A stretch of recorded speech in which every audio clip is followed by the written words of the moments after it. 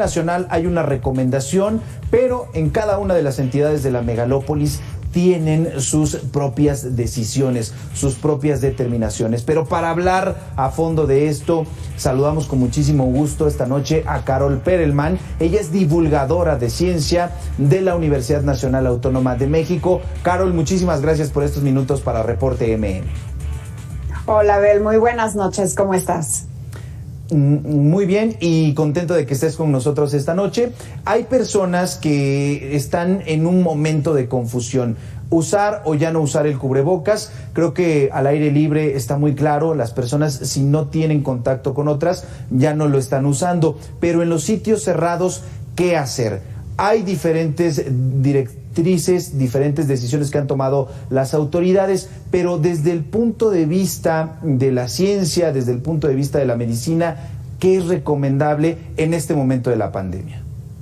Abel, bueno, pues gracias al cubrebocas muchos de nosotros seguimos aquí. Es una gran herramienta de salud, de higiene, que obviamente evita que nos contagiemos. Sabemos que la vacunación lo que hace con gran éxito es disminuir hospitalizaciones y muertes por COVID, evitar que compliquemos los casos, y por ello una persona positiva, bueno, ya vacunada, no se preocupa tanto en que su COVID pueda progresar y agravarse o ver los escenarios que veíamos en 2020. Pero para evitar la infección, el cubrebocas es ideal especialmente en los espacios cerrados, que casi todos nuestros espacios cerrados, Abel, están mal ventilados. Entonces, prácticamente en todos los espacios cerrados que compartimos con alguien más, es importante usar el cubrebocas porque el coronavirus es un virus que se propaga por vía aérea, y hasta que no garanticemos que la ventilación es adecuada, que la calidad del aire es la óptima, es decir, que tenemos filtros EPA, que están abiertas las ventanas, o bien que los ductos de aire acondicionado tienen luz ultravioleta, pues el aire que respiramos sí importa, así como el agua que tomamos sí importa y filtramos el agua para no enfermarnos. Pues lo mismo debiéramos estar filtrando, digamos, el aire para no enfermarnos no solo de COVID-19, también de las gripas estacionales, de la influenza, que se espera una gran ola en este invierno. Y bueno, algo muy importante es que en los espacios abiertos, no porque estén abiertos nada más, nos quitamos el cubrebocas. Hay que quitarnos el cubrebocas si estamos con poca gente o solos, pero si estamos en un lugar muy concurrido, por ejemplo, en un concierto masivo, aunque esté al aire libre, está tan pegada a la gente que es prácticamente como si estuviéramos pues en un elevador cerrado, ¿no? Entonces, bien importante tener esto a discreción. Ojo, nos quitamos el cubrebocas y comienzan a subir los casos, y lo estamos viendo en Europa, Abel. En Europa ya están subiendo los casos, y justamente el día de hoy, el ministro de Salud de Alemania volvió a instaurar la medida obligatoria de uso de cubrebocas por los casos como están subiendo ahorita en Europa. Y la verdad es de que esto ya lo hemos visto ya 5 veces, ver en Europa subir casos, unas semanas, mes después empezar a verlos paulatinamente subir en nuestro país. Y entonces, bueno, pues la idea es no contagiarnos, además de que sabemos que las secuelas de COVID, la única forma de evitar el long COVID es evitando la infección. Y el cubrebocas es una gran herramienta de protección hasta que no tengamos antivirales muy bien distribuidos, hasta que no tengamos realmente una cura. Entonces, bueno, muchas personas están susceptibles, y el cubrebocas es una medida de higiene de bajísimo costo y de altísimo beneficio. Entonces, yo invito a la población que, independientemente de que si es políticamente obligatorio o no obligatorio, si está en un decreto o no, finalmente el virus no está enterado de estos decretos y seguirá circulando. Ahora en México no tenemos tantos casos, pero los casos no son ceros. Sí está en circulación el virus, sí hay personas positivas, sí hay contagios. Lo que queremos es no tener una disrupción a nuestra economía, no tener nosotros en casa personas con vulnerabilidades que se puedan enfermar. Entonces yo sí los invito a hacer esas consideraciones en el transporte público, en las oficinas, a usar sus cubrebocas. ¿Por qué? Porque es una medida de protección, como por ejemplo yo me pongo el cinturón de seguridad en el auto, es una medida de protección, esté descrito o no en la ley. Es una medida que protege mi vida, que protege mi salud. Claro. Importante lo que mencionaba sobre las medidas, las decisiones que toman autoridades, por ejemplo, en Europa, ante un incremento de contagios. En el caso de nuestro país, durante toda la pandemia, prácticamente las autoridades minimizaron estas medidas de protección. Y ahora que dice la Secretaría de Salud Federal, tenemos ya poco más de 13 semanas en descenso de los casos tanto de contagios como de hospitalizaciones y afortunadamente de decesos, bueno, pues dicen, ya es optativo, ustedes deciden se lo ponen o no, y ya lo habíamos visto en otras ocasiones, pero te lo queríamos preguntar a ti, porque las personas entran en un momento de confusión y nos preguntan, entonces, ¿lo usamos o no lo usamos? Y creo que ya la respuesta ha sido muy contundente. Ahora, además de los espacios cerrados que se pueden generar, por ejemplo, en el trabajo, hay otros, por ejemplo, el metro o el transporte público, importantísimo también usarlo ahí. Así es, todos los espacios mal ventilados, que como digo, son prácticamente todos los espacios donde convivimos, en los comercios, en los colegios, en las oficinas, en el transporte público, por supuesto. Si no podemos abrir la ventana, si no estamos garantizados en que el aire que estamos respirando esté filtrado por estos filtros EPA, o bien con los ductos, la luz ultravioleta, y que estemos seguros de que el aire que estamos respirando está limpio, como a mí me gustaría tomarme un vaso de agua sabiendo que el agua que me estoy tomando está limpia, bueno, pues los invito a usar cubrebocas porque finalmente estamos hablando de su salud. Ahora sí, en México estamos a la baja de casos ya en varias semanas después de una quinta ola muy importante que tuvimos en verano por esta subvariante de Omicron BA5 principalmente.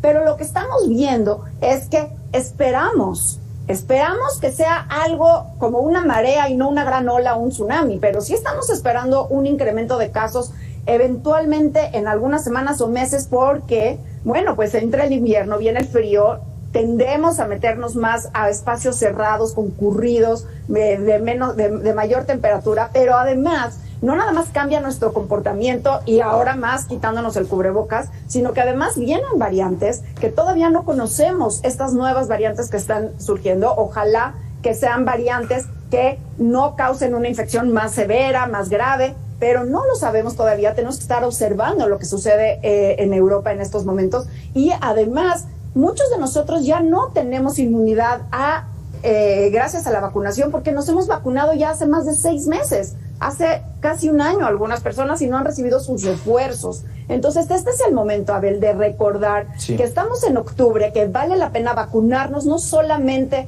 contra la influenza, sino que también contra COVID-19. Si no has recibido tu tercera vacuna, tu refuerzo, importantísimo tenerlo, terminar de vacunar a los adolescentes, terminar de vacunar a los niños. Muchos niños aún tienen solamente una dosis, no han ido por su segunda dosis o no les han dado su segunda dosis, y tenemos desprotegidos a los menores de 5 años, que eso es algo inaudito, ¿no? Entonces, importante la vacunación, importante entrar en este invierno, que no sabemos cómo va a ser, nadie tiene una bolita de cristal, pero preparados, sí preparados, con nuestro sistema inmunológico preparado, con la vacunación reciente, con nuestro comportamiento a lo óptimo, usando nuestro cubrebocas, ventilando, tratando de monitorear cómo están los casos a nuestro alrededor. Y bueno, pues las variantes son las que nos estarán eventualmente, espero equivocarme, pero eventualmente estarán llegando a ver.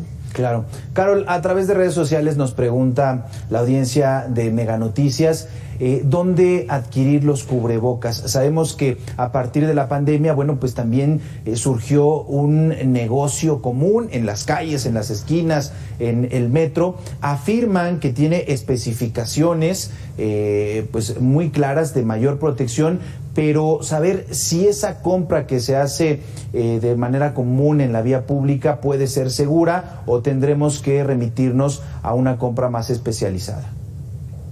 Abel, bueno, esto es muy importante, es un punto importante, pero antes de desarrollarlo, sí me gustaría decir que cualquier cubrebocas es mejor que ninguno, eso sin duda, ¿ok? Empezando por ahí, por supuesto que hay mejores que otros, pero no nada más importa la calidad, también importa la forma en que lo utilizamos, porque podemos tener el cubrebocas de la máxima eficiencia que filtra el 99% de las partículas, pero si lo tenemos pues colgado, pues no nos sirve de nada, ¿no? O si no nos queda flojo y dejamos un espacio entre nuestro cachete y la tela, pues por ahí pueden entrar los aerosoles, que es el aire que contiene partículas virales, no nada más de COVID-19, sino también posiblemente de otros virus. Entonces, bueno, por supuesto, los KN95, N95 son de alta eficiencia, son cubrebocas que están hechos, además tienen una cierta carga que hace que inactivan al virus, son realmente cubrebocas muy buenos, pero hay que fijarnos que no sean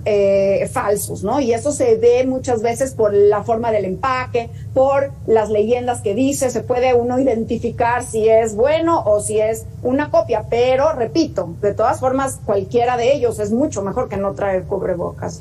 Y luego están los quirúrgicos, que son menos eficaces, pero bueno, si lo portas muy bien, bien sujetado, que te cubra bien nariz y boca, que no deje espacio en la piel y no tienes otro, está correcto usarlos. A veces se pide 2 cubrebocas para que te apriete correctamente. Los que realmente no tienen mucha utilidad, Abel, son los de tela o los de tejido, porque estos hasta en contraluz puedes ver pasar la luz. Imagínate si pasa la luz, por supuesto que podemos, ¿no? Si podemos ver a través de ellos, por supuesto que el virus pasa sin problema. Claro.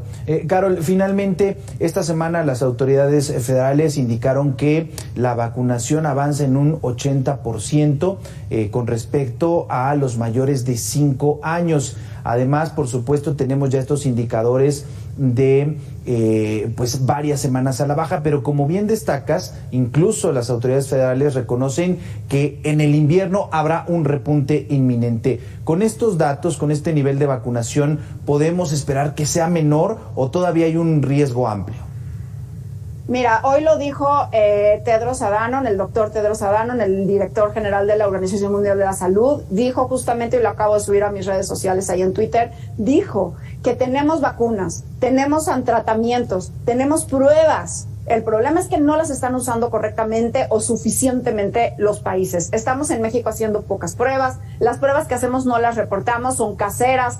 Eso puede ser un problema porque está muy subdiagnosticado el virus. Por el otro lado, los tratamientos. Sí tenemos Paxlovid en 581 puntos de la República Mexicana de salud pública, pero eso no es suficiente. No todos los mexicanos nos tratamos en salud, en espacios, en centros de salud pública. Y, de hecho, la cascada de atención que fue reportada en el ENSANUD, vemos cómo la mayoría de los mexicanos se tratan en otras instancias. Entonces, es importante poder tener antivirales como el Paxlovid que disminuyen en un 80% el riesgo de hospitalización en personas de alto riesgo. Bueno, poderles salvar la vida, si están vacunados pero se contagian, bueno, poderles salvar la vida a personas con inmunosupresión, personas de alto riesgo, de mayor edad, poderles dar el Paxlovid. Y finalmente, por supuesto, la vacunación. No tenemos vacunas para menores de 5 años y sabemos que al menos el Omicron anterior, principalmente en vía aérea alta es donde se alojaba, complicando muchos casos de croup en los pequeñitos. Entonces es importante vacunar a los pequeños, aunque todavía no hay planes. Los niños entre 5 y 11 años, tenemos 7.4 millones de niños que no han recibido su dosis. Es importante que acudan. Entre 12 y 17 años, 4.7 millones de adolescentes. Y todo esto, ya tenemos estas herramientas, nada más hay que terminar de usarlas, de hacerlas accesibles, de que la población pueda acceder a ellas. Ya no estamos en la etapa de 2020, ya nuestro personal de salud sabe hacer un mejor manejo de pacientes con COVID-19, pero hay mucho de nuestra parte que todavía nos falta por hacer. Platicamos esta noche con Carol Perelman, ella es divulgadora de la ciencia de la Universidad Nacional Autónoma de México. Comenzábamos esta entrevista con este sentido de confusión. Bueno, ha quedado resuelto, hay que seguir usando el cubrebocas en los espacios donde se requiera. Carol, muchísimas gracias por estos minutos para Reporte MN. A ti, Abel, muchas gracias por el espacio y muy buenas noches a todos, a seguir cuidándonos. Buena noche.